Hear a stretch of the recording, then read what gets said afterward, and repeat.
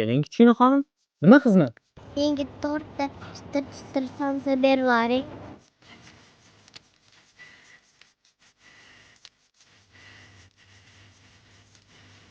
Voy, buncha pulni qayerdan oldingiz? Hozir olib chiqib bersin.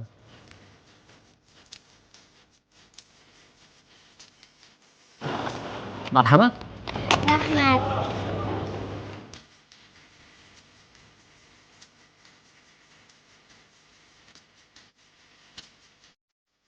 O'zing qarab turing, nima xos.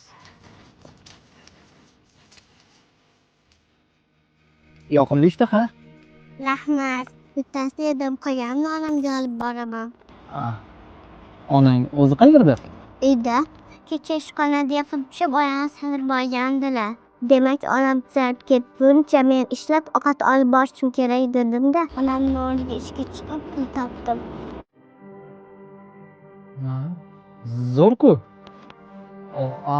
Onang qayerda ishlaydilar? Onam restoranda farrosh edilar. Men borib onamni o'rniga ishlayman deganim xo'p deyishdi. U yerda kichkina stakanlar bor ekan.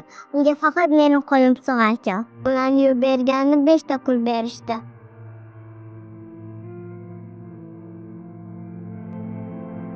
Shuncha ish qilganing uchun senga shu pullarni berishdimi? Ha, kamar to'rtta somsa yetmaydimi amaga?